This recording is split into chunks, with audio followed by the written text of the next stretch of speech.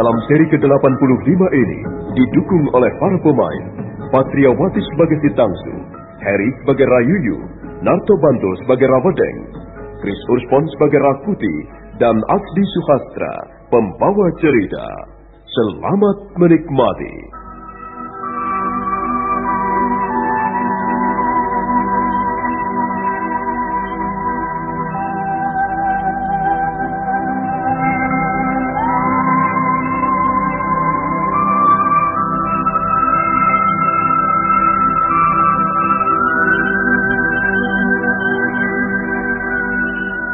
Rakuti terluka di bagian punggung kirinya. Si Tangsu merasa cemas melihat keadaan suaminya. Apalagi setelah Rakuti pingsan. Kakang Rakuti. Kakang Rakuti. Dia benar-benar pingsan. Kalau begitu, aku harus memutuskannya. Kukira di sekitar sini ada banyak macam-macam jenis daunan. Aku harus membuat ramuan daun-daunan untuk mengobatinya. Si Tangsu perlahan-lahan meninggalkan Rakuti yang terbaring pingsan. Wanita cantik itu melangkah menjauhi mulut goa. Dan sebentar kemudian, bayangannya sudah lenyap di balik pohon-pohon liar.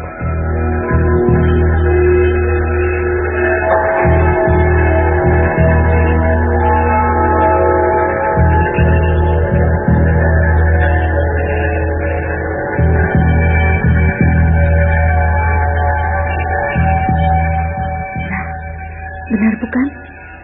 Ada banyak macam daun-daunan tumbuh di sekitar tempat ini. Sekarang aku harus memilihnya satu persatu. Aku harus berhati-hati.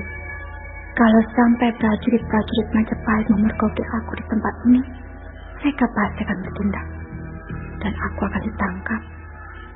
Kemungkinan besar Kakang Rakuti akan dibunuh. Kakang Rakuti. Aku tidak menyangka, setelah 2 tahun lamanya menjadi istrinya, baru aku tahu bahwa dia mempunyai watak yang sangat buas. Dia tidak segan-segan membunuh orang. Tapi semua itu dilakukannya untuk melindungi diriku. Kakang, sungguh besar cintamu pada istrimu. Kau sampai mengorbankan nyawa demi melindungi keselamatanku. Nah, kukira cukup. Dengan ramuan daun-daunan ini, mudah-mudahan lukanya segera bisa kering dan tidak mengeluarkan darah lagi.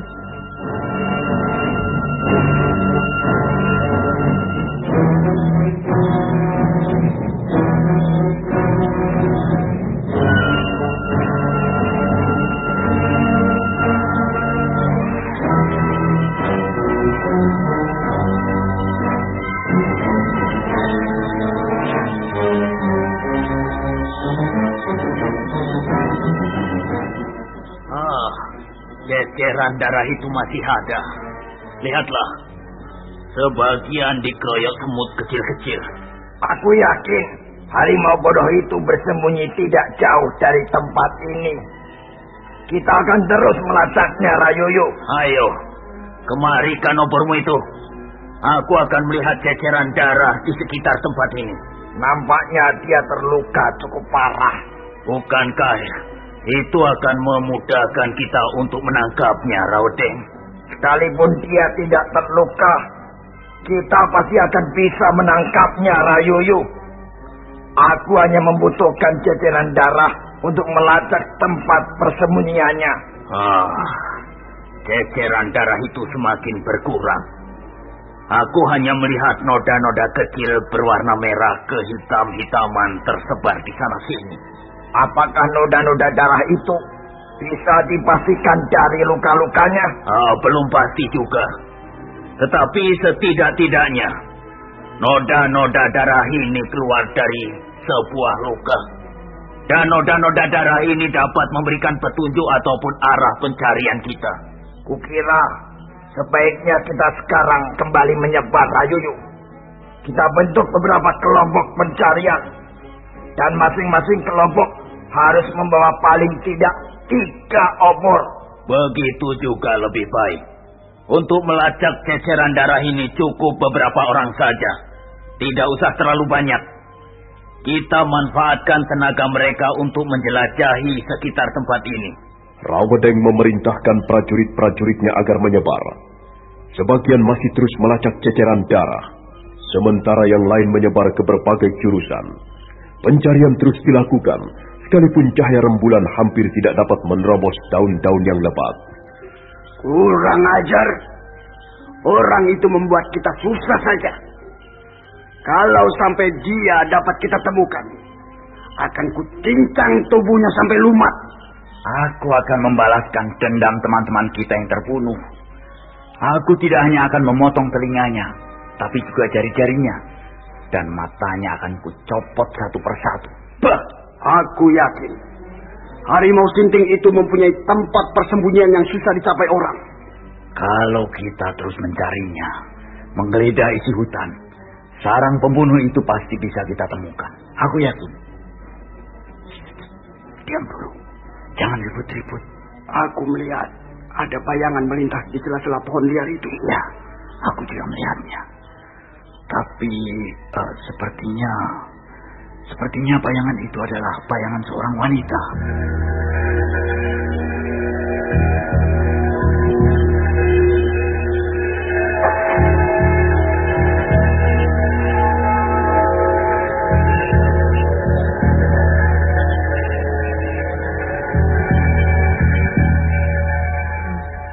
Jangan-jangan aku tersesat.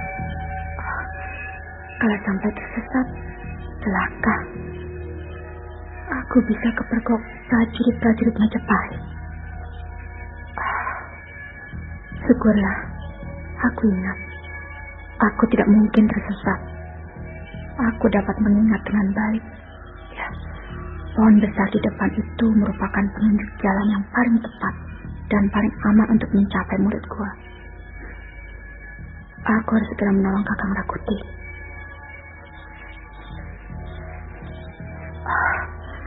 Hatiku berdebar-debar. Perasaanku tidak enak. Sepertinya ada yang mengikuti langkah-langkahku. Setiap kali aku berhenti, dia ikut berhenti. Dan jika aku berjalan, dia sepertinya mengikuti berjalan dari jarak yang agak jauh. Dia pasti bersembunyi di balik gerumbulan semak belukar. Siapakah dia ya? Manusia ataukah binatang buas yang sedang mengintai diriku? Nah, dia ikut berhenti. Setiap kali aku berhenti, dia pun berhenti juga. Aku melihat bayangan sosok tubuh manusia di balik pohon-pohon liar. Pasti orang itu sengaja mengikuti langkah-langkahku. Jangan-jangan dia prajurit Majapahit. Celaka. Kalau sampai mereka dapat menemukan gua itu, Kakang Rakuti pasti akan ditangkap dan dibunuh. Sang Hyang Widi, lindungilah kami. Lindungilah langkah-langkahku. Jangan sampai mereka dapat menemukan gua persembunyian kami. Lindungilah kami. Yang Maha Kuasa. Kakang, syukurlah. Rupanya kau sudah sadar kembali. Aku tidak ingat apa-apa lagi. Kau pingsan. Aku seperti sedang tidur nyenyak sekali. Aku tidak bisa mengingat apa-apa. Kau dari mana, Stangsu? Lihatlah, aku baru saja mencari daun-daunan untuk ramuan obat. Kau keluar dari gua ini? Aku harus berusaha agar luka-lukamu segera sembuh setelah dibalur dengan ramuan daun-daunan ini. Mudah-mudahan lukamu akan segera kering dan sembuh. Yang penting tidak bengkak dan mengeluarkan nanah. Jadi kau baru saja keluar dari gua ini? Iya, aku mencari daun-daunan di luar, di sekitar gua ini. Kau tidak bertemu dengan siapa-siapa? Tidak, Kakang. Aku tidak bertemu dengan siapa-siapa kok. Aku hanya sebentar. Setelah memetik beberapa macam daunan, aku segera kembali kemari. Kau tidak usah khawatir. Tak ada orang yang melihatku. Kalau kau sampai ketemu dengan seseorang, kita akan celaka. prajurit-prajurit Majapahit itu pasti masih mencari-cari kita. Mudah-mudahan saja mereka tidak akan menemukan kita sampai lukamu sembuh. Sekarang bagaimana rasanya, Kakang? Tidak terlalu sakit. Hanya di sebelah sini rasanya pegal sekali. Pegal dan agak panas. Aku akan menumbuk daun-daunan ini dengan batu. Dan setelah itu, aku akan memboreh lukamu. Kau tunggu sebentar ya, Kakang? Si Tangsu. Ada apa, Kakang Rakuti? Aku mencintaimu. Aku juga. Aku sangat mencintaimu. Aku tak ingin kau ditangkap prajurit-prajurit itu. Aku tidak ingin... Hantu penunggu hutan ini. Jangan berpikir macam-macam. Hantu tidak akan bergerak seperti manusia. Aku yakin dia manusia. Tapi mengapa dia tiba-tiba bisa lenyap seperti di dalam bumi?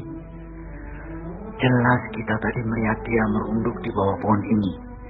Dia menengok ke sana kemari sebentar. Kemudian tiba-tiba saja lenyap. Mustahil. Mustahil dia bisa lenyap begitu saja dari incaran mata kita.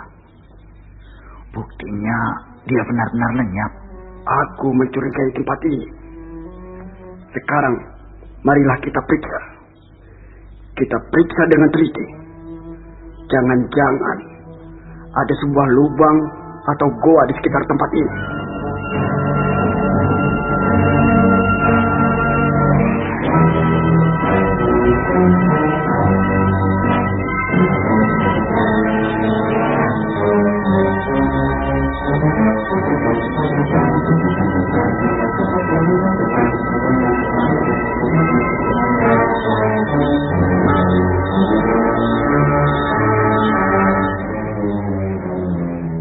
Orang prajurit Majapahit itu segera berjalan mengendap-endap. Mata mereka menengok ke kiri ataupun ke kanan, dan tangan mereka sibuk menyebak rumpun semak belukar. Setelah beberapa saat lamanya mereka berjalan mengendap-endap, akhirnya mereka menemukan apa yang mereka cari. Nah, apa kataku? Jelas sosok tubuh manusia tadi masuk ke sana, ke dalam mulut gua itu. Memang benar, tempat ini sangat baik untuk bersembunyi. Mulut gua itu hampir tidak kelihatan. Hampir seluruhnya tertutup oleh rimbunan semak belukar. Untung kita berhasil menemukannya. Sekarang bagaimana? Bagaimana apanya? Jelas kita harus segera melaporkannya kepada Tuan Rawadeng.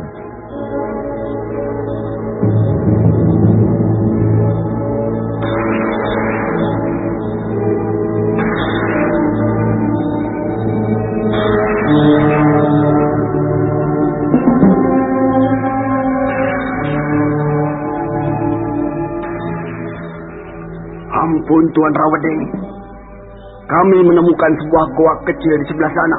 Apa? Sebuah goa kecil? Kalau memang benar, mungkin di goa itulah mereka bersarang. Benar Tuan Rayu. Hamba yakin mereka bersembunyi di dalam goa itu. Semula kami sendiri juga tidak tahu. Mulut goa hampir seluruhnya tertutup rimbunan semak belukar. Apakah goa itu masih jauh dari sini? Masih agak jauh juga Tuan Rawadeng. Kita masih harus melewati pinggang bukit ini, arahnya ke sebelah sana. Dan jalannya agak berbahaya karena licin. Kalau begitu, ayo kita pergi ke sana. Aku ingin melihat seperti apa gua yang kalian laporkan itu. Ayo, ikuti aku. Tapi awas, kalau ternyata kau tidak menemukan apa-apa, kau akan diberi hukuman yang setimpal.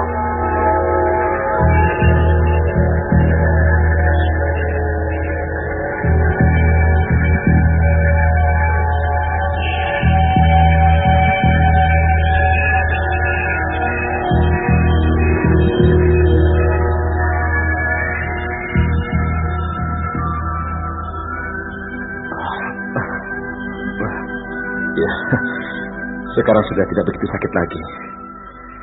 Aku sudah bisa menggerak-gerakkan lengan kiriku dengan enak. Ya, terima kasih Tangsu. Kau sudah mengobati luka-lukaku. Mengapa harus mengucapkan terima kasih, Kakang? Aku ini kan istrimu. Sudah seharusnya aku merawat luka yang diderita suamiku. Si Tangsu, kau memang baik, sangat baik. Kau seorang istri yang jujur, setia, dan rendah hati. Di samping itu, kau juga seorang wanita yang cantik. Duduklah di sini. Ada apa, Kakang? Si Tangsu, tidak percuma aku membelamu. Kau pantas dibela dengan taruhan nyawa. Kau tidak perlu mempertaruhkan apa-apa, Kakang. Apalagi nyawamu. Aku lebih senang dan bahagia jika kita berdua selamat. Kita akan selamat. Percayalah. Tangsu, kau lembut sekali. Rambutmu hitam dan panjang. Matamu berbinar-binar. Kau membuat setiap laki-laki tidak bosan memandangmu. Sudah hampir 2 tahun kita menjadi suami istri. Dan aku tidak pernah bosan untuk memandangmu. Sudahlah, Kakang. Ini bukan saatnya untuk bercumbu rayu. Mengapa bukan saatnya? Si Tangsu, aku tidak mungkin membiarkanmu dibawa prajurit-prajurit itu ke Majapahit. Lebih baik aku terkapar menjadi bangkai daripada harus melihat istriku direbut orang dan dibawa ke Majapahit untuk dipersembahkan kepada Kiai Negara. Ya, kita berdoa saja agar hal-hal seperti itu tidak pernah terjadi dan menimpa kita. Si Tangsu, hangat sekali dan hangat. Dan tubuhmu tegap, perkasa. Aku bahagia dalam dekapanmu seperti ini, Kakang Rakuti. Aku merasa dilindungi. Aku merasa aman jika kau mendekapku seperti ini. Ada apa? Aku mendengar ada banyak langkah-langkah menuju kemari. Iya, pasti mereka yang datang. Kurang ajar. Kalau sampai mereka berani memasuki mulut gua ini, darahnya akan kutumpahkan ke lantai gua ini.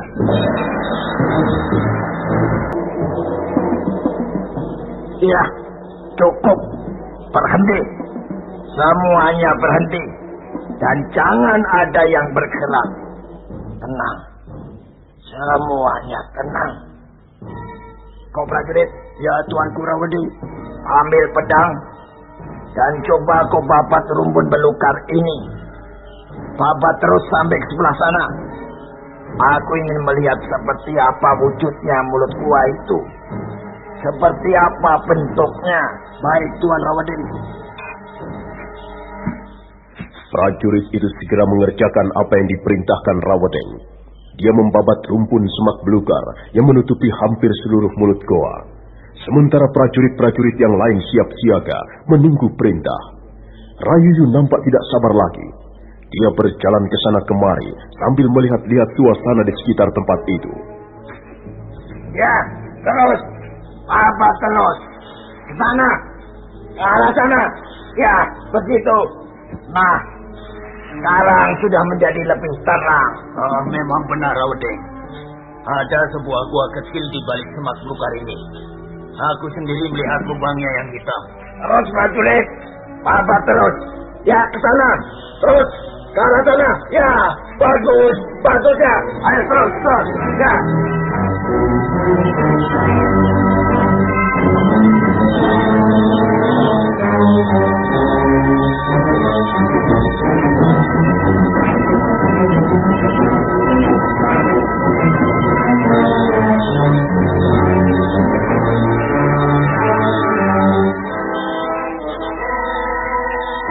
Prajurit itu terus membabat rumpun semak belukar yang menutupi hampir seluruh mulut goa. Rawedeng merasa lega. Ternyata memang ada sebuah goa kecil di balik rumpun belukar. 2 orang prajurit melaporkan bahwa mereka menemukan sebuah goa kecil di lereng Bukit Pajarakan. Goa itu sebagian besar mulutnya tertutup rimbunan semak-semak belukar. Rawedeng segera memerintahkan agar prajurit-prajuritnya membabat semak belukar. Ayo, terus babat ke sebelah sana. Ayo prajurit, Jangan hanya berdiri di situ. Terus Mamat, bersihkan rumput semak belukar itu.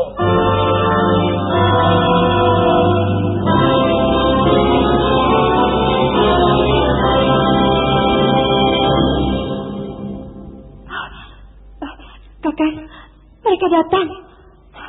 Prajurit-prajurit Majapahit membabat semak belukar di mulut gua ini. Mereka akan segera menemukan kita. Aku tidak akan tinggal diam, Si Tangsu. Tapi apa yang bisa kita lakukan? Jumlah mereka cukup besar, Kakang. Kau tidak usah khawatir. Aku masih mempunyai cara untuk menghadapi prajurit-prajurit itu. Mereka boleh menemukan gua ini. Tapi jika mereka memasukinya, mereka harus berhadapan dengan tombak Patmoyom. Lihatlah, Kakang. Mereka terus membabat semak belukar itu. Aku takut. Bagaimana kalau sampai kita tertangkap? Aku tidak bisa membayangkan. Mereka pasti akan menyeret kita berdua ke Majapahit. Dan kita akan dihukum berat. Aku yang akan menghukum mereka, Si Tangsu. Mereka yang bersalah. Mereka yang pantas mendapat hukuman. Kakang, apa yang bisa kita lakukan sekarang? Apakah kita akan tinggal diam di sini? Kakang, barangkali gua ini mempunyai lorong yang dapat membawa kita keluar dari sini. Tidak ada, Si Tangsu. Seperti yang sudah kukatakan, gua ini hanya bercabang dua. Salah satu cabangnya berputar-putar, sementara cabang yang lain menuju ke jalan buntu. Kita memang tidak bisa melarikan diri dari gua ini. Ya, aku terpaksa memberikan perlawanan. Barangkali aku akan terbunuh, tapi aku harus memberikan perlawanan. Si Tangsu. Iya, Kakang. Sekarang ikut aku. Kemana? Ikut saja. Kita akan menunggu mereka di dalam sana, di sebuah ruangan yang cukup luas. Ayo, Si Tangsu. Mumpung mereka belum menyerbu kemari. Rakuti melangkah tertatih-tatih diiringi Si Tangsu istrinya.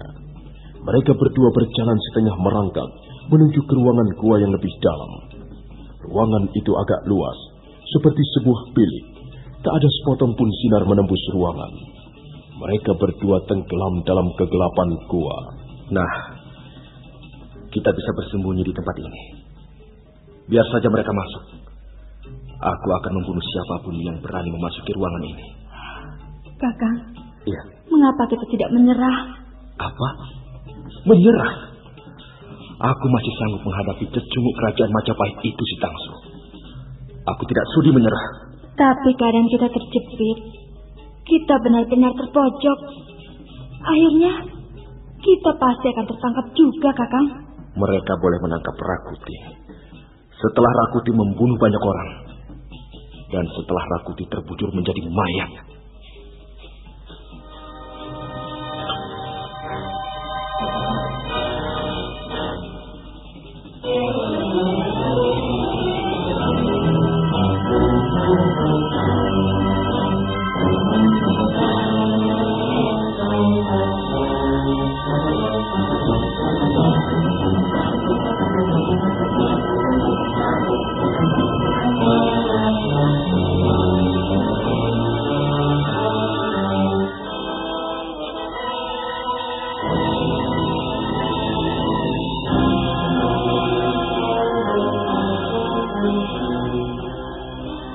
Ya, cukup. Bagus. Sekarang mulut gua menjadi lebih terang. Aku yakin harimau sinting itu bersembunyi di dalam sana. Oh, pantas. Pantas kita susah menemukan mereka. Rupanya ada sebuah gua yang tersembunyi. Oh, kalau prajurit itu tidak melaporkan, sampai kapan kita harus mencari? Coba Rayuyu, kau berteriak ke dalam sana. Suruh dia keluar. Hoi, kau! Harimau dari desa Ganding. Keluarlah! Kami sudah menemukan tempat persembunyianmu. Keluar dan menyerahlah. Oh, aku tidak mendengar suara apa-apa di dalam sana. Jangan-jangan gua ini kosong, Raden. Dia pasti bersembunyi di dalam sana, Rayuyu. Aku yakin. Harimau sinting, cepat keluar. Kalau kau mau menyerahkan diri, barangkali kami akan mengampuni kesalahanmu. Tetapi kalau tidak, kami akan menyerbu masuk. Dan kau tidak mempunyai kesempatan lagi untuk menyelamatkan diri. Cepat keluar. Kami tidak bisa menunggu lebih lama. Oh, tidak ada jawaban apa-apa, Rawedeng. Kukira ada dua kemungkinan.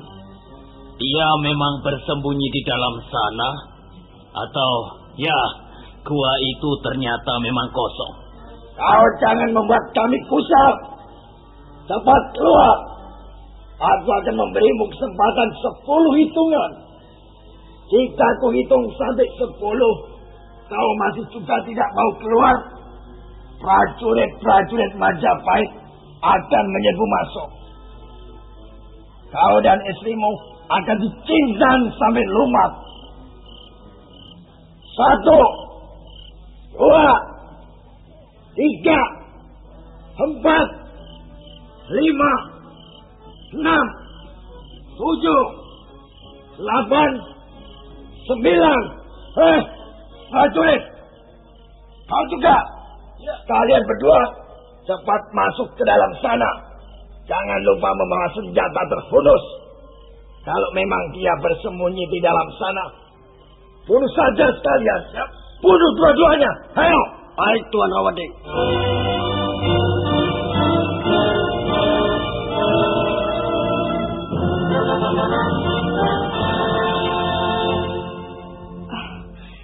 Lihat, Kakang. Ada prajurit memasuki murid gua. Mereka mencari mati. Mereka membawa obor, Kakang. Tapi sepertinya mereka masih kebingungan. Mereka masih mencari-cari kita. Kau tenang saja, Si Tangsu. Aku akan membereskan mereka. Hati-hati, Kakang. Mereka membawa pedang yang terhunus. Kau bersembunyi di belakangku. Kau tidak usah melakukan apa-apa. Dan tahanlah dirimu. Jangan menjerit kalau sampai terjadi apa-apa. Kita akan menunggu kedatangan mereka. Sementara itu, 2 orang prajurit Majapahit dengan membawa obor dan senjata terhunus terus melangkah perlahan-lahan. Mereka nampak ragu-ragu. Bahkan salah seorang di antaranya nampak ketakutan. Di mana setan alas itu? Pandai sekali dia menyembunyikan dirinya. Lihatlah. Gua ini mempunyai cabang 2. Kukira dia bersembunyi di dalam sana. Ayo, kita telusuri lebih jauh. Hati-hati. Setiap saat dia bisa menyerang kita.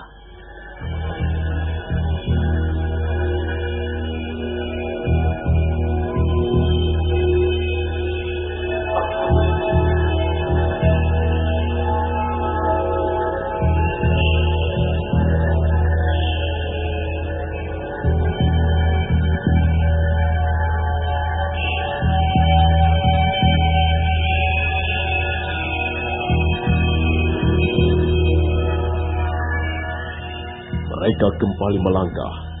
Semakin lama mereka semakin jauh meninggalkan mulut gua. Obor yang mereka genggam menerangi lorong gua di mana mereka lewat. Setelah mereka tahu lorong yang satunya buntu, mereka pun kembali dan masuk ke lorong di sebelahnya. Tak lama kemudian mereka pun tiba di depan ruangan goa di mana Rakuti bersembunyi bersama istrinya. Hai, aku tahu kau bersembunyi di situ. Cepat keluar. Kau sudah dikepung. Kau tidak mungkin lolos. Kukira sebaiknya kau menyerah saja. Barangkali Tuan Rawedeng akan mengampuni kesalahanmu. Aku dapat mendengar nafasmu dengan jelas. Kau pasti bersembunyi di balik tonjolan batu-batu itu. Ayo, keluarlah. Kalau kau tidak mau keluar, kami akan bertindak. Ayo, angkat obormu ke atas. Sepertinya aku melihat sosok tubuh manusia di belakang tonjolan batu itu.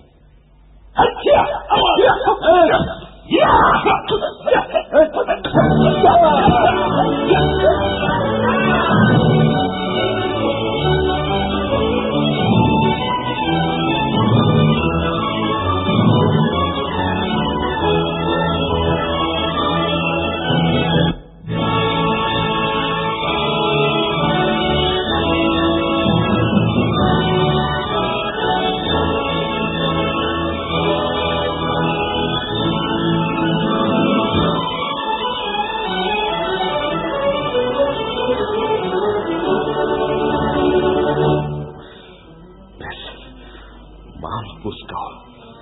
Berani sekali kau memasuki ruangan ini. Kakak? Mereka hanya 2 orang.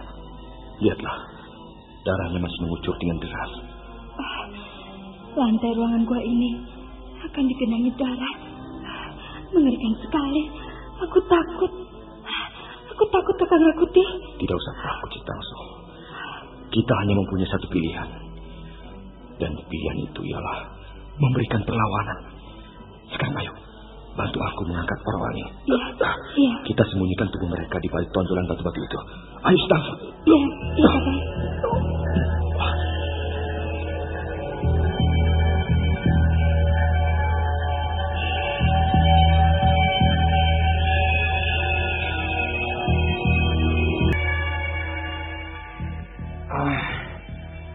Apa yang mereka lakukan di dalam sana, Rayuyu?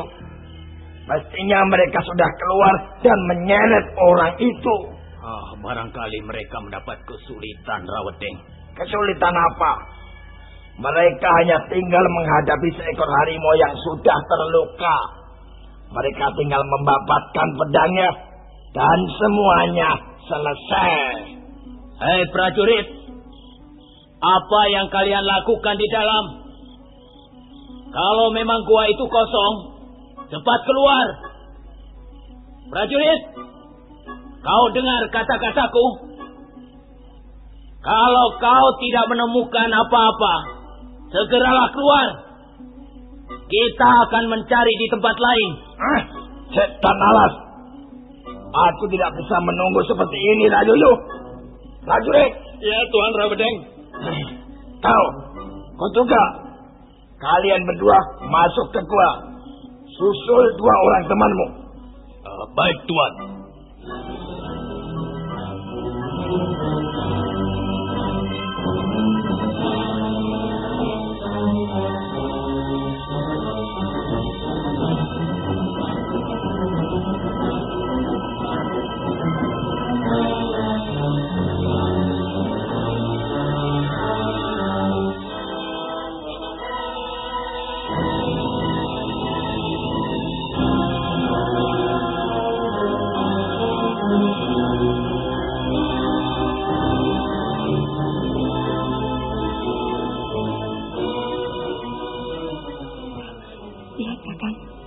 Mereka datang lagi. Mereka akan segera menyusul 2 orang temannya itu.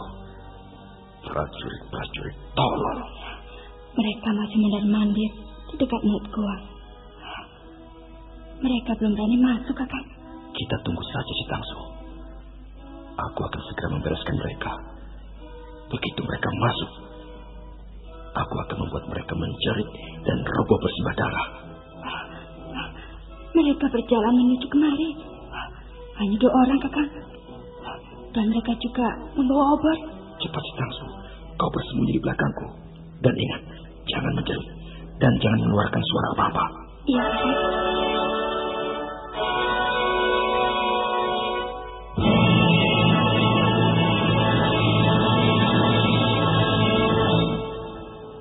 Aku tidak melihat apa-apa. Coba perhatikan. Ada tonjolan batu-batu padas di sana sini. Iya. Di mana 2 orang teman kita itu?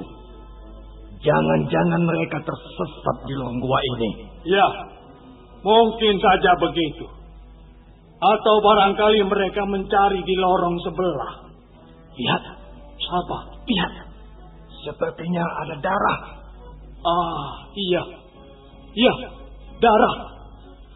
Darah berceceran di lantai ruangan gua ini. Wah, jangan-jangan...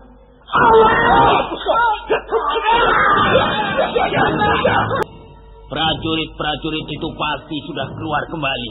Pasti.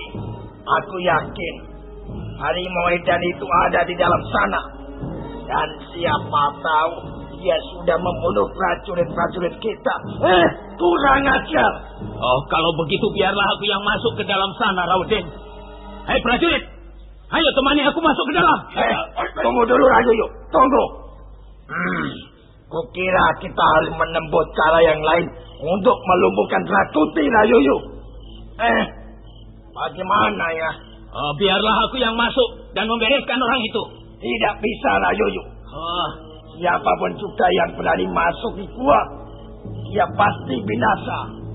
Harimau itu sudah menunggu. Begitu kita masuk, dia langsung menyergap.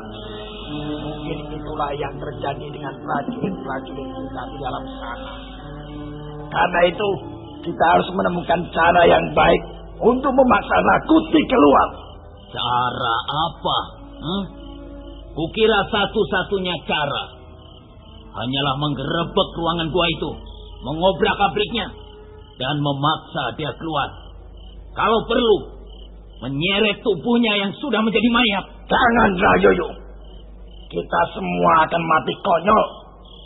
Nah, sekarang begini saja. Aku punya akal. Hei, prajurit. Cepat kumpulkan ranting-ranting pohon yang sudah kering. Kumpulkan di depan mulut gua itu. Ranting-ranting pohon? Untuk apa, Rawedeng? Kukira ini siasat yang cukup jitu, Rayoyo. Aku akan membakar ranting-ranting itu, supaya asapnya masuk ke dalam gua. Aku ingin melihat sampai sejauh mana Rakuti mampu bertahan di dalam gua itu, Rayoyo. Akal yang cukup bagus. Kita bisa melaksanakannya sekarang, Rawedeng. Ayo prajurit, cepat kumpulkan ranting-ranting kering sebanyak-banyaknya.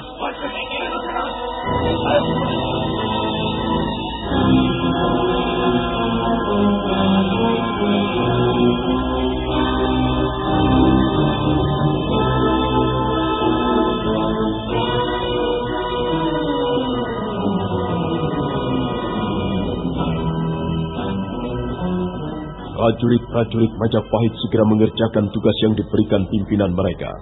Mereka memotong ranting-ranting kering, kemudian menumpuknya di depan mulut goa. Makin lama tumpukan ranting kering itu semakin tinggi. Setelah dirasa cukup, Rawedeng memerintahkan agar prajurit-prajuritnya berhenti. Ya, cukup. Tidak usah ditambah lagi, cukup. Akalmu cukup bagus. Setelah ranting-ranting itu nanti kita bakar dan asapnya masuk, mereka pasti akan segera keluar. Mereka tidak mungkin bertahan di dalam. Iya, Rayoyo. Kukira angin membantu kita. Angin bertiup ke arah mulut gua. Prajurit, bakar ranting-ranting yang kering itu. Empat orang prajurit segera menyorongkan api obor membakar ranting kering. Dalam waktu sekejap, ranting kering terbakar dan api mulai menjilat-jilat dinding mulut goa.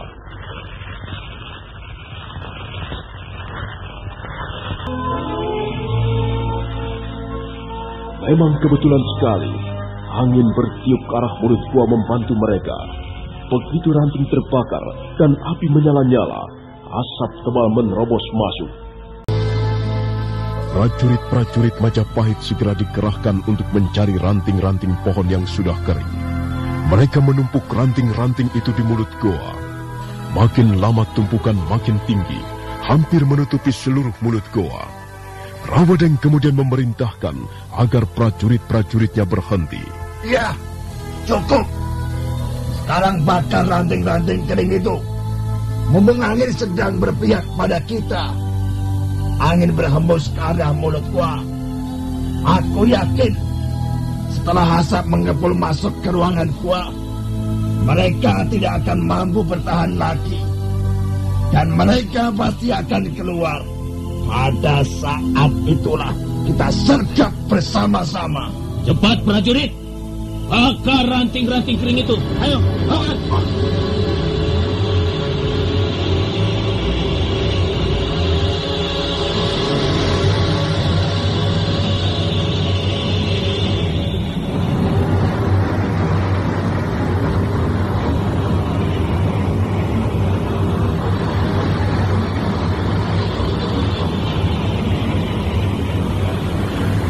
Empat orang prajurit yang menggenggam obor segera melompat ke depan.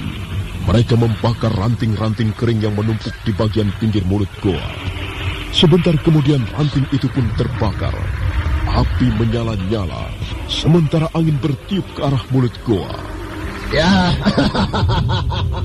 bagus sekali. Ya, bagus. Sekarang kita tinggal menunggu. Dan kalian prajurit, siapkan senjata. Begitu mereka muncul di mulut gua, kita tebas bersama-sama.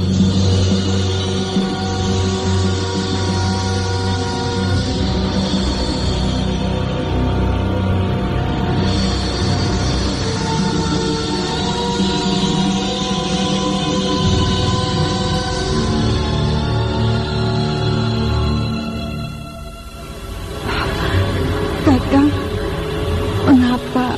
mengapa udara di dalam gua ini menjadi panas? Kurang ajar. Mereka membakar sampah di mulut gua. Asap tebal sekali. Aduh, bagaimana ini, Kakang? Setan keparat. Rupanya mereka sudah tidak lagi sabar menunggu. Dan mereka menggunakan cara yang licik untuk memaksa kita keluar. Aku hampir tidak bernapas, Kakang. Asap tebal sekali. Sial, rupanya angin berhembus ke arah mulut gua. Kakang, aku tidak bisa bernapas. Kakang, kita harus keluar dari tempat ini. Tenanglah, Si Tangsu. Kita tunggu perkembangannya.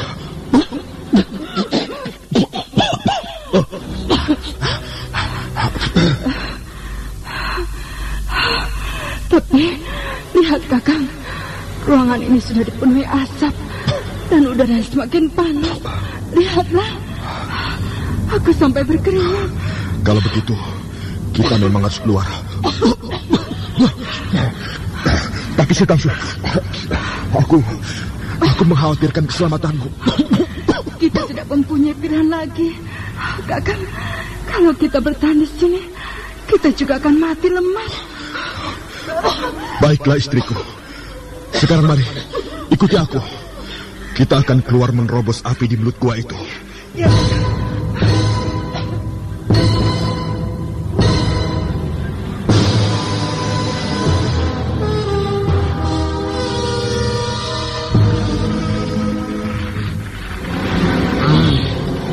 Kalau mereka tidak mau keluar dari gua, mereka juga akan mampus, Rayuyu. Mungkin mereka memilih mati di dalam gua, Raweting. Atau barangkali ada jalan tembus ke tempat lain. Aku tidak mau gagal lagi, Rayuyu. Sekarang kita harus dapat menangkap harimau yang gila itu. Pokoknya dia harus tertangkap. Kita sabar dulu, Raweting. Kita tunggu sesaat lagi. Sementara itu di ruangan goa, Rakuti dan istrinya siap-siap menerobos api yang menyala-nyala di mulut goa. Si Tangsu berdiri ketakutan di belakang Rakuti. Rakuti berusaha membesarkan hati istrinya. Iya, ini hanya satu-satunya jalan, Si Tangsu. Kita harus menerobos kobaran api ini untuk bisa keluar.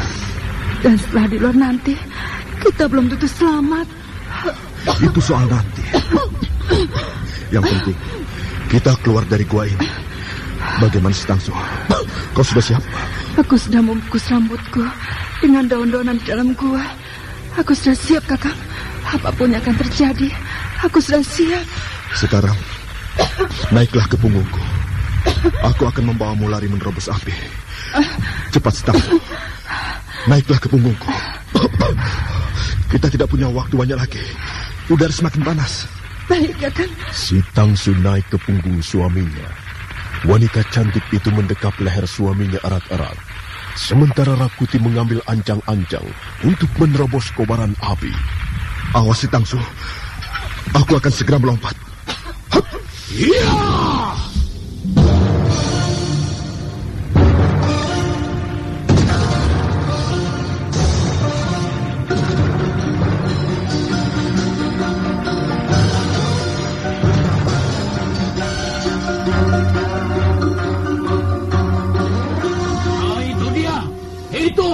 Dia keluar!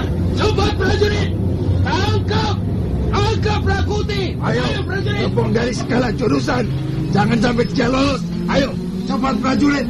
Kalau dia melawan, bunuh saja. Ayo, bunuh saja. Ayo, serang. Dia. Ayo.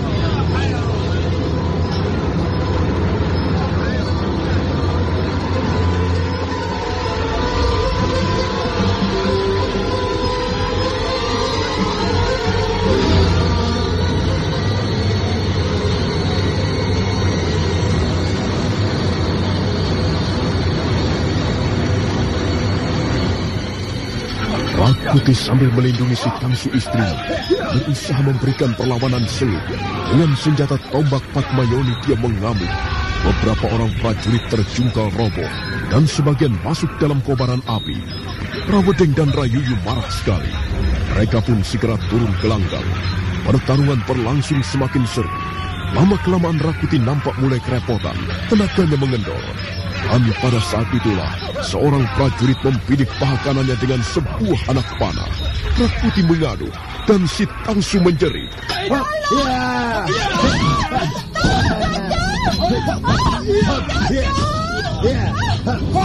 Si Tangsu!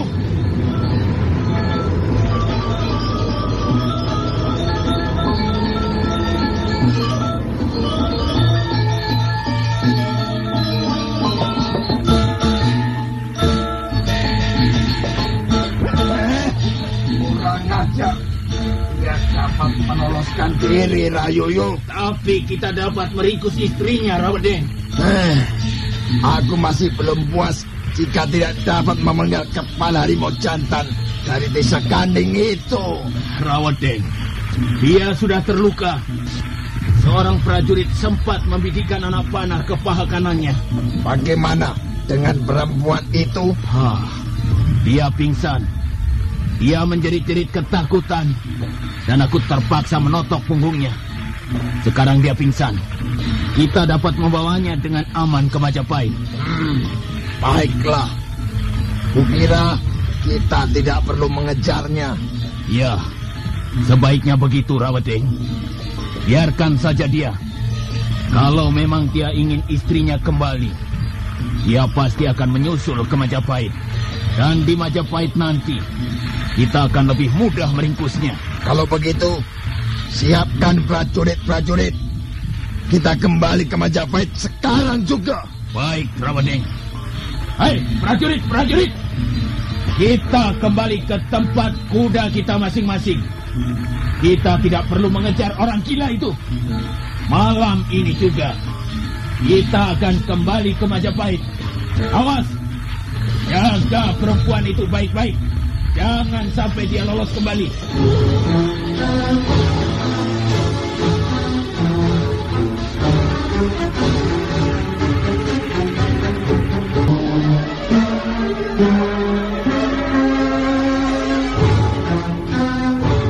Rawedeng, Rayuyu dan prajurit-prajuritnya bergegas meninggalkan mulut goa. Sebentar kemudian mereka sudah tiba di tempat menyimpan kuda. Si Tangsu dinaikkan ke atas punggung kuda bersama Rayuyu. Setelah semuanya beres, mereka pun memacu kudanya menembus kegelapan malam.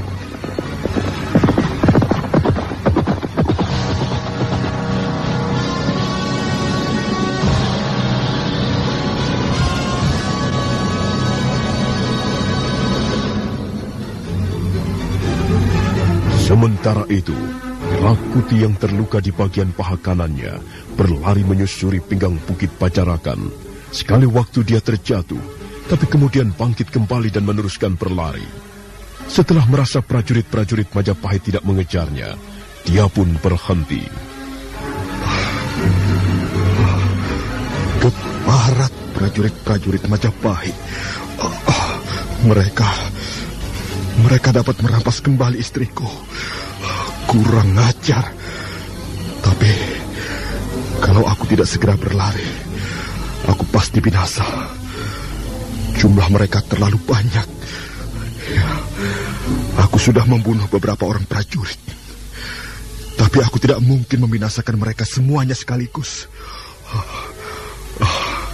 Setan alas. Paha kananku terluka. Aku tidak sempat menghindarinya. Rupanya anak panah ini menancap dalam dagingku, dalam daging pahaku. Aduh. Karena merasa sakit di bagian paha kanannya, Rakuti terpaksa duduk. Dia merintih-rintih kesakitan sambil berusaha untuk mencopot anak panah. Aduh.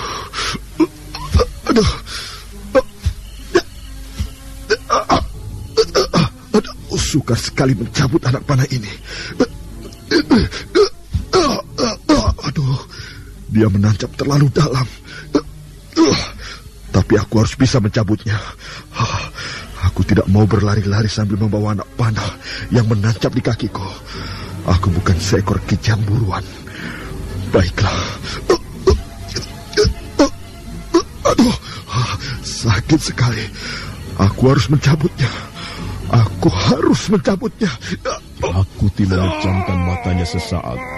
Dia berusaha mengerahkan kekuatannya untuk menahan rasa sakit. Sementara tangan kanannya menggenggam anak panah. Darah meleleh di pahanya, merembes dari sela-sela anak panah. Rakuti menggenggam anak panah semakin erat, sementara mulutnya mendesis kesakitan. Tiba-tiba...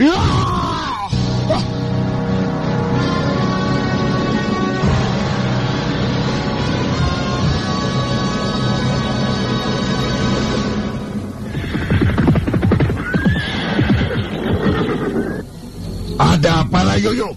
Dia mulai sadar, Rawedeng.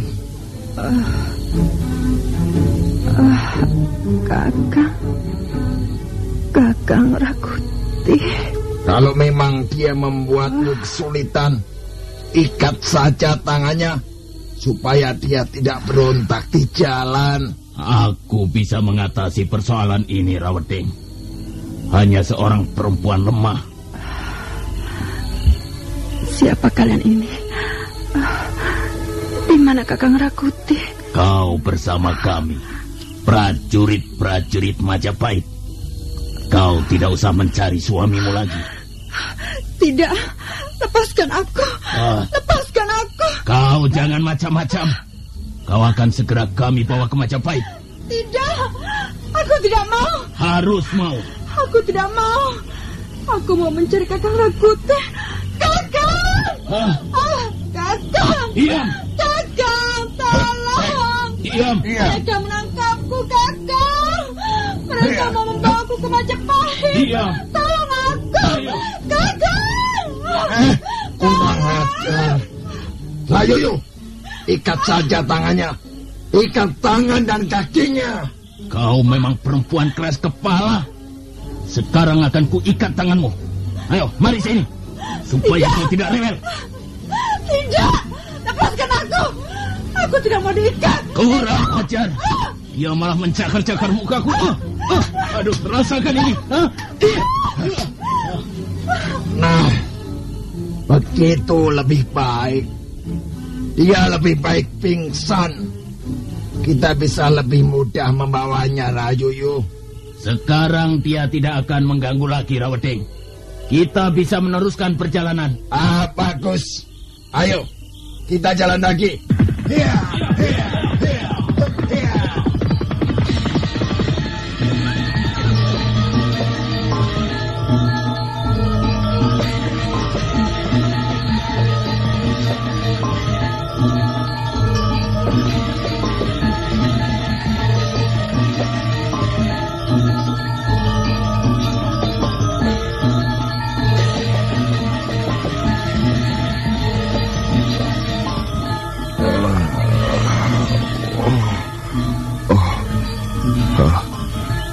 Di mana aku ini? Si Tangsu. Iya. Kaukah itu si Tangsu? Kau sudah sadar kembali, Rakuti? Syukurlah. Hampir semalaman kau pingsan. Siapa kau? Kau sudah lupa padaku? Kau mempunyai seorang teman akrab dari desa Pajarakan. Rasemi. Tahukah itu Rasemi? Aku merasa bangga sekali karena aku dapat menolong seekor harimau jantan yang buas yang sedang terluka parah. Aku menggotong tubuhmu dari tepi jalan, Rakuti, dan aku sudah merawat luka-lukamu itu. Paha kananmu sobek, menganga lebar. Mereka mengeroyokku. Hah? Siapa? Mereka siapa? Prajurit-prajurit Majapahit. Oh, kau mempunyai urusan apa sehingga dikeroyok prajurit-prajurit Majapahit? Mereka memukul ibuku dan menculik istriku. Begitu. Oh, sudahlah. Sekarang lupakan dulu persoalanmu itu. Kau sedang sakit, bukan? Lukamu itu memang tidak parah, tapi kau membutuhkan 2 atau 3 hari untuk istirahat. Minumlah. Ini, supaya tubuhmu menjadi lebih segar. Terima kasih, Rasmi. Ya. Tapi sebaiknya aku tidak berada di rumahmu. Mengapa? Kau aman di sini? Prajurit-prajurit Majapahit itu mungkin belum melepaskan aku. Mungkin saja mereka masih mencari-cari aku. Itu tidak menjadi soal, Rakuti. Yang penting kau istirahat. Biar aku yang menghadapinya. Rasemi, aku tidak ingin melibatkan dirimu. Kau membutuhkan pertolonganku, Rakuti. Dan aku bersedia menolongmu. Kau jangan keras kepala. Aku tahu watakmu, Rakuti. Kau ini seorang laki-laki berangasan. Kau mudah tersinggung. Dan hatimu mudah terbakar. Kalau kau mampu menguasai nafsumu yang menyala-nyala itu, kau bisa mempunyai masa depan yang lebih baik, Rakuti. Apakah ini sebuah nasihat untuk seorang sahabat? Iya. Kita adalah sahabat.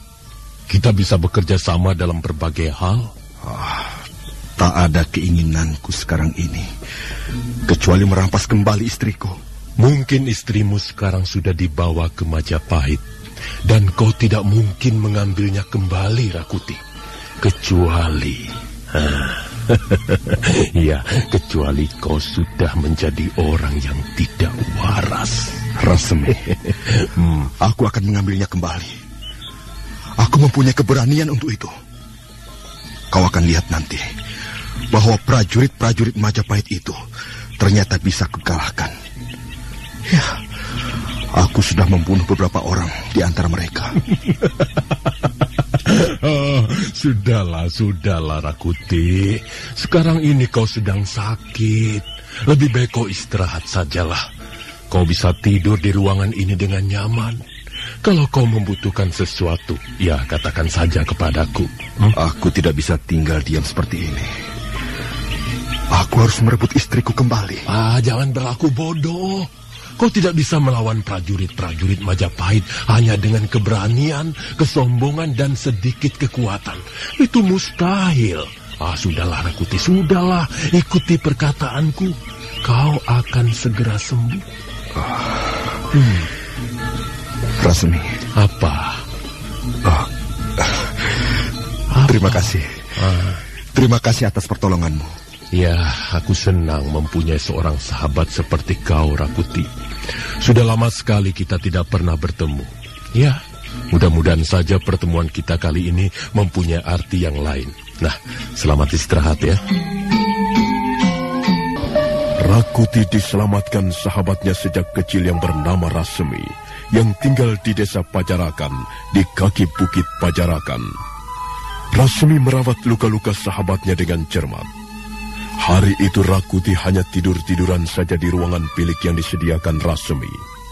Keadaan Rakuti sudah menjadi lebih baik. Minumlah, Rakuti. Air jahe manis ini dapat membuat perutmu menjadi hangat. Terima kasih, Rasmi.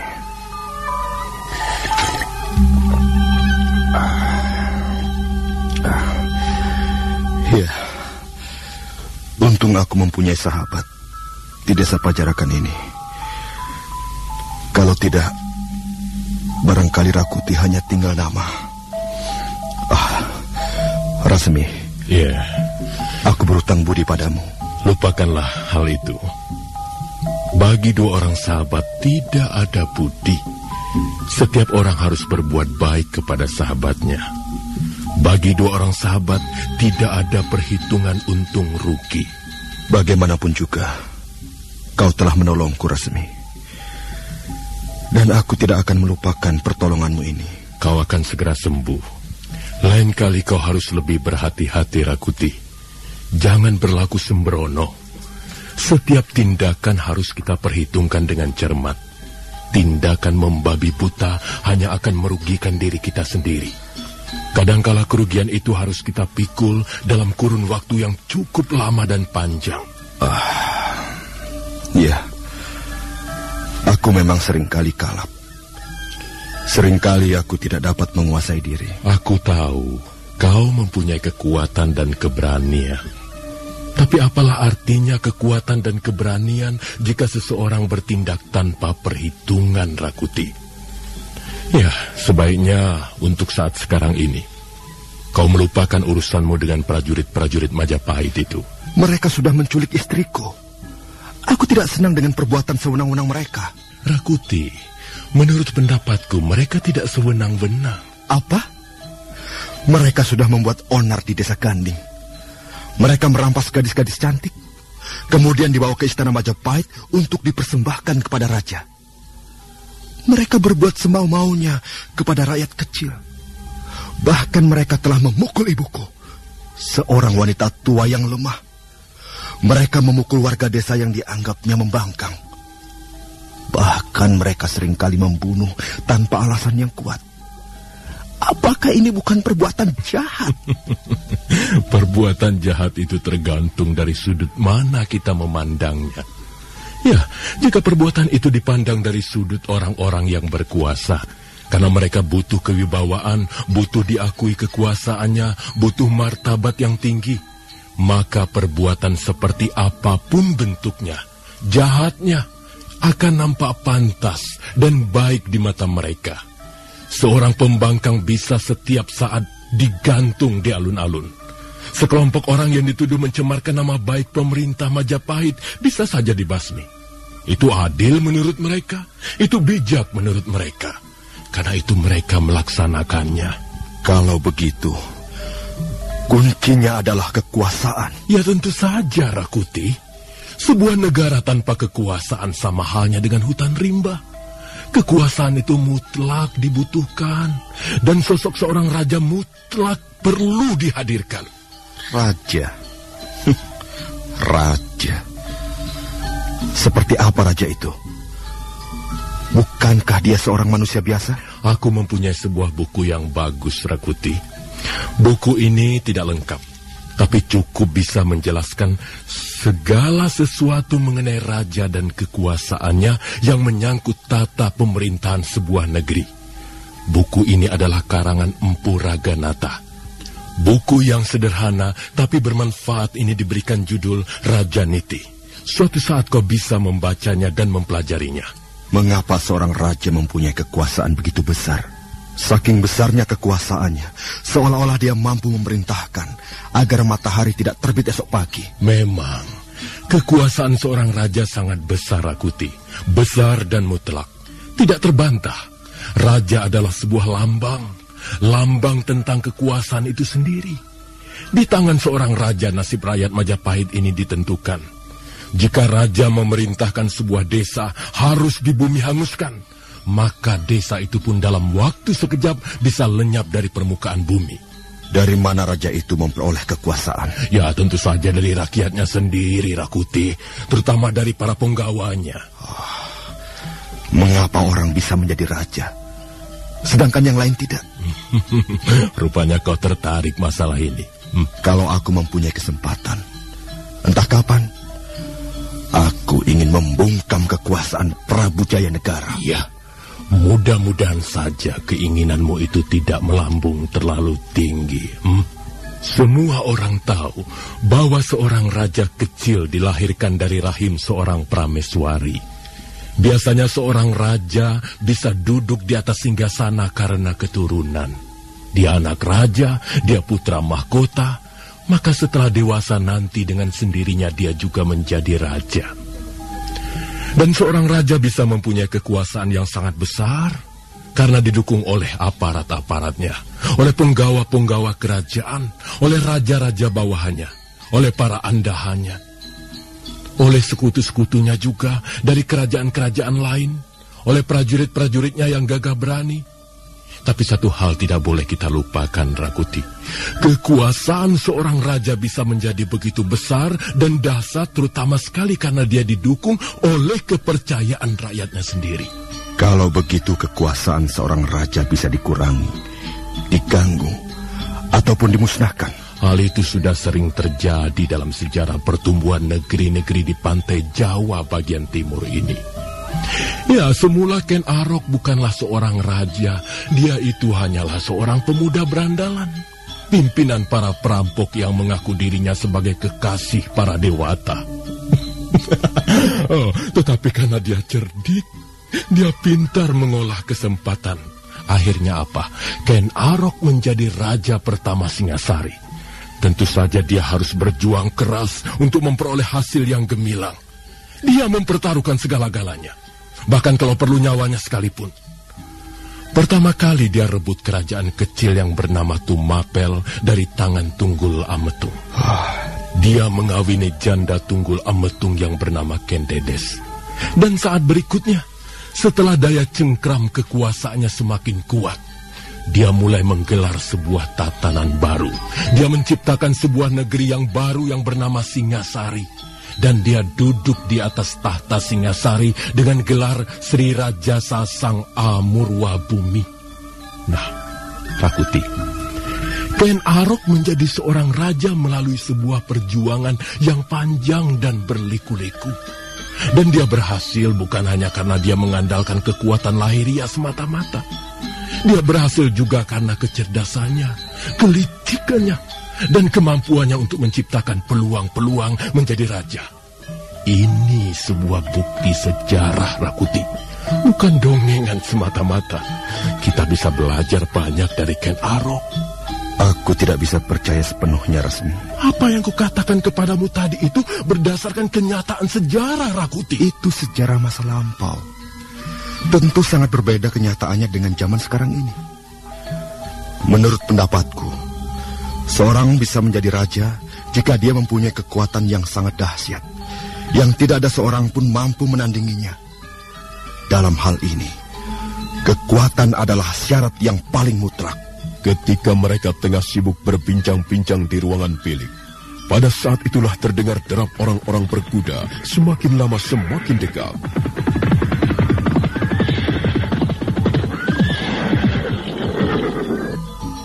Rasmi, siapa mereka itu? Prajurit-prajurit Majapahit. Aku harus pergi dari sini. Aku tidak mau tertangkap di rumahmu. Aku harus pergi. Tenang saja, Rakuti, tenang saja. Kau tidur saja di sini. Jangan kemana-mana. Biar aku yang menghadapi mereka. Nanti kau akan melihat sendiri, mendengar sendiri bahwa kekuatan bukanlah segala-galanya. Aku sanggup menghadapi prajurit-prajurit Majapahit dengan lidahku, perkataanku.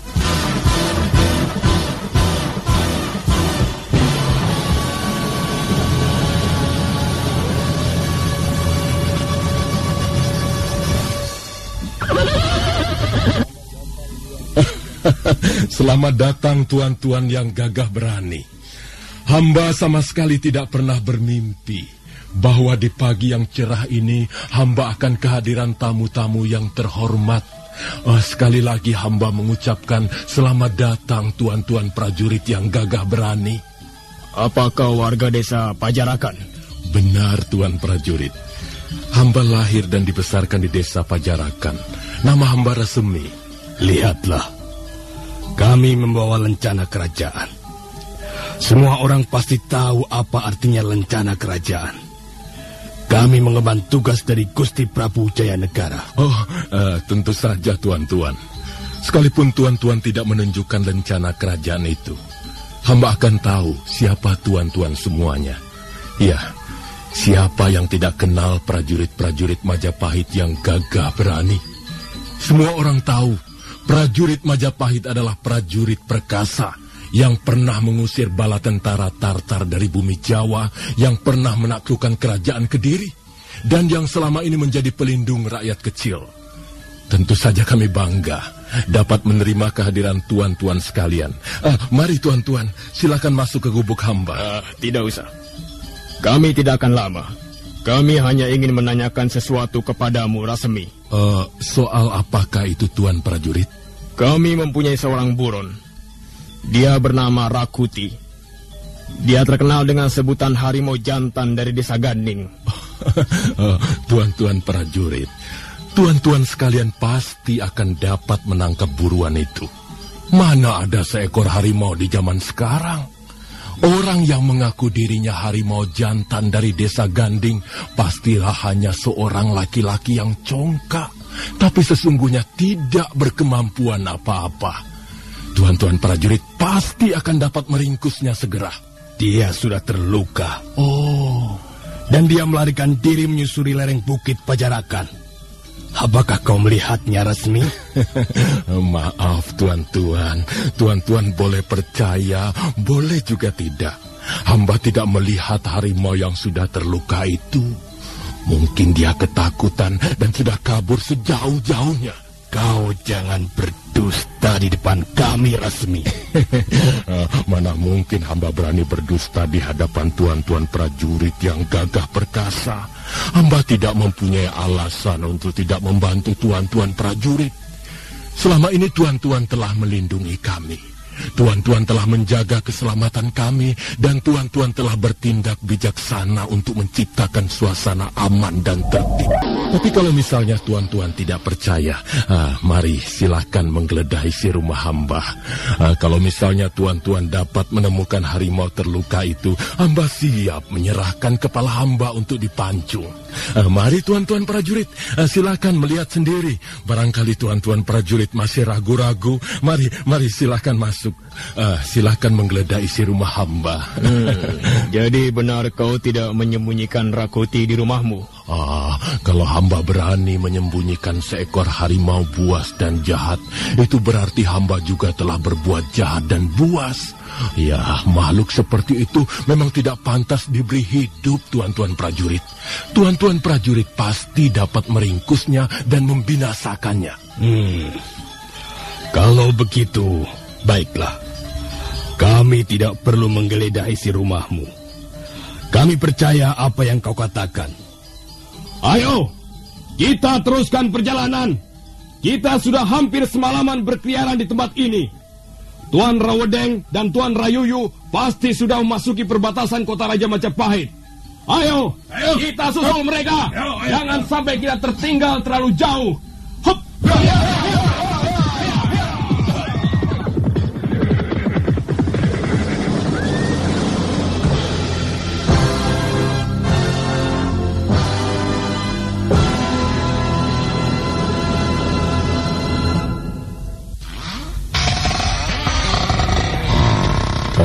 Kau tidak usah khawatir, Rakuti. Mereka sudah pergi. Iya, mereka sudah pergi. Mereka dapat kukelabui. Rasemi, kau berani sekali menantang mereka untuk menggeledah isi rumahmu. Bagaimana kalau sampai mereka benar-benar menggeledah? Aku pasti akan tertangkap. Dan kau terseret-seret dalam perkara ini. Mengapa kau berani sekali menempuh bahaya? Mereka tidak akan menggeledah, Rakuti. Aku tahu persis itu. Bagaimana kau bisa yakin bahwa mereka tidak akan menggeledah rumahmu? Itu semua berkat permainan kata-kata dan permainan wajah. Sekarang kau sudah membuktikan sendiri, Rakuti. Aku dapat menghadapi prajurit-prajurit Majapahit hanya dengan sikap sopan, manis, tanpa kekerasan. Yang penting aku dapat meyakinkan mereka bahwa kau tidak bersembunyi di rumahku. Dan rupanya mereka, percaya kata-kataku. Ya, tapi aku sudah merasa was-was. Aku sudah hampir menyambar tombakku. Kalau sampai mereka turun dari kuda dan melangkah ke pintu, rumahmu ini akan banjir darah. Aku tidak akan membiarkanmu mengotori rumahku, Rakuti. Nah, sekarang kau boleh merasa aman. Untuk sementara waktu kau boleh tinggal di rumahku sampai luka-lukamu benar-benar sembuh. Oh, sudah kembali, Rawedeng, Rayuyu. Ampun Gusti Ramapati. Kami datang agak terlambat. Iya, Panji Ketawang sudah menceritakannya kepadaku. Kami menemukan kesulitan sedikit di jalan, Gusti. Ada seorang pemuda desa mengaku bernama Rakuti. Dia itu terkenal dengan sebutan harimau jantan dari desa Ganding. Dia bermaksud mencegah kami. Tetapi akhirnya kami justru dapat membawa kabur istrinya yang cantik dan jelita itu, Gusti. Lalu bagaimana dengan harimau jelek itu? Apa kalian sudah berhasil membinasakannya? Dia berhasil meloloskan diri, Gusti. Tapi kami berhasil melukainya. Mestinya kau dapat membinasakannya. Tapi sudahlah, itu perkara kecil. Kita tidak punya waktu mengurusi perkara-perkara kecil. Ampun Gusti Ramapati. Bagaimana dengan si Tangsu, istri harimau dari desa Ganding itu? Beres. Dia sudah ditempatkan di ruangan belakang. Gusti, dia seorang wanita yang cukup cantik. Iya, cantik. Cukup cantik. Dia bahkan lebih cantik dari Praharsini. Mudah-mudahan saja dia dapat memuaskan kita.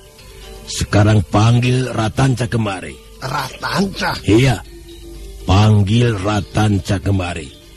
Ada suatu hal yang sangat penting yang akan kubicarakan. Cepat, Rawedeng. Panggil Ratanca kemari. Sekarang juga. Aku tunggu di ruangan pendopo. Baik, Gusti Ramapati. Ratanca. Ada apa, Praharsini? Apa yang sedang kau pikirkan? Sejak tadi kau melamun terus. Apa yang kau pikirkan? Nasib kita. Aku sedang memikirkan dan merenungkan nasib kita, Praharsini. Ya. Aku tidak tahu sampai kapan kita akan dikurung di ruangan tahanan ini, Ratanca. Barangkali sampai para Argoju datang dan membawa kita keluar. Dan pada saat itulah mungkin riwayat kita akan berakhir, Ratanca. Kau menyesal? Kau sendiri bagaimana?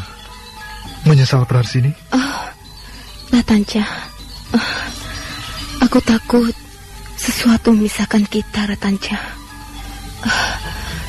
Kalau sampai hal itu terjadi, lebih baik aku mati. Aku tak bisa hidup tanpa kehadiranmu, Ratanca. Kau masih mempunyai kemungkinan untuk bebas, Praharsini. Jika kau mau menuruti perintah Gusti Ramapati, kau pasti akan dibebaskan. Tentu saja dengan syarat bahwa kau mau melayani Gusti Prabu Jayanegara. Aku tidak mau melayani siapa-siapa. Aku hanya mau melayani Ratanca. Lain tidak. Semua milikku sudah kuserahkan kepadamu, Ratanca. Sekarang ini aku sudah tidak mempunyai apa-apa lagi. Dan sekarang ini aku tidak mempunyai keinginan apa-apa lagi, kecuali kita bisa tetap berdua bersama-sama selama-lamanya. Lihat, Ratanca, Rawedeng dan Rayu datang. Bagaimanakah kisah selanjutnya? Saudara pendengar, silakan menunggu seri berikutnya. Sampai jumpa.